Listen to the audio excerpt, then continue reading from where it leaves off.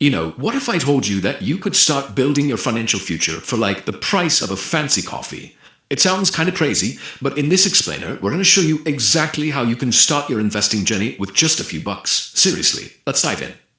So let's be real. For the longest time, there's been this idea, this myth, that investing is some exclusive club for the rich. Right? Like you need hundreds, maybe even thousands of dollars just to get a seat at the table. And honestly, that belief stops so many of us before we even start. But what if I told you that's just not true anymore? That whole barrier, it's gone. Yup, 10 bucks. Seriously. In the United States today, that is the actual starting line for investing. This is a huge deal. It's a massive shift that completely opens up a world that used to be locked away for most of us. And I want to be super clear here. This is not a gimmick. This isn't some kind of trick. $10 is genuinely all you need to get in the game. And that's what we're going to do right now. We'll walk through exactly how this works and the simple steps you can take to get started. Okay, so you're probably wondering, how is this even possible now? What changed? Well, for a long time, the biggest wall was just how expensive a single share of stock could be. But technology, specifically all these new investing apps, has completely changed the game. It's really opened the doors for everyone. The magic behind all of this comes down to one key idea: fractional shares. It sounds kind of technical, but it's a really simple concept. Instead of having to buy one whole expensive share of a company's stock, you can now just buy a little piece of it, a fraction. Think about it like this. Back in the day, if you wanted to buy a share of, say, a big tech company, and it cost $200, well, you needed 200 bucks. End of story.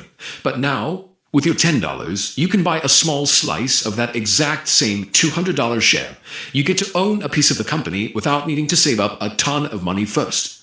Alright, so we get the how now. It makes sense. So let's get down to business. What do you actually do? Here's a super simple step-by-step plan that anyone can follow to get started. Okay, here's the roadmap. It's just 3 steps. First, you gotta choose a brokerage app. That's your tool. Second, you need to understand what you're buying. And third, and this is a big one, you start small and just stay consistent. Let's break each of those down. Okay, step 1. Pick a brokerage app. Just think of this like the App Store for your investments. It's the platform you use to buy and sell stuff like stocks. And these modern apps have made it so easy. You can literally open an account in just a few minutes from your phone. And a lot of them have 0 commission fees, which is awesome, because it means you're not paying extra just to make a trade. Alright, step 2. Know what you're actually buying. You've got 2 main starting points. You can buy a stock, which is like owning a tiny piece of one specific company. Or you could go with an ETF. Now, an ETF is more like a basket that holds little pieces of many different companies all at once. For beginners, ETFs can be a really great way to start because they instantly diversify your money, which is just a fancy way of saying it helps spread out your risk.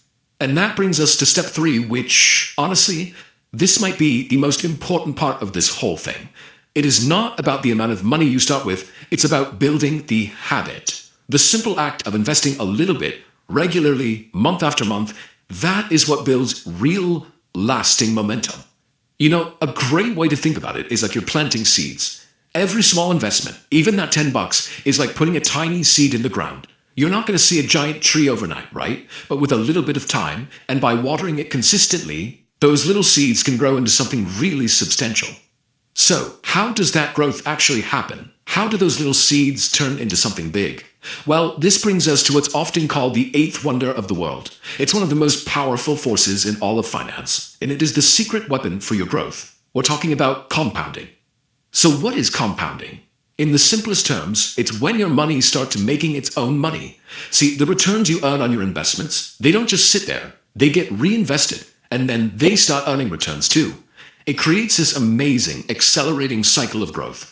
The classic analogy, and it's a perfect one, is a snowball rolling down a hill. Your first $10, that's a tiny little snowball. But as it starts rolling down that long hill, which is time, it picks up more and more snow. And the bigger it gets, the faster it grows. That's compounding in action. And that's why starting early, even with a little bit, is such a game changer. Okay, so we've got the how and we've got the what. But there's another piece to this puzzle, your mindset. Having the right mental approach is just as important as picking the right app, because successful investing, it's a marathon, not a sprint.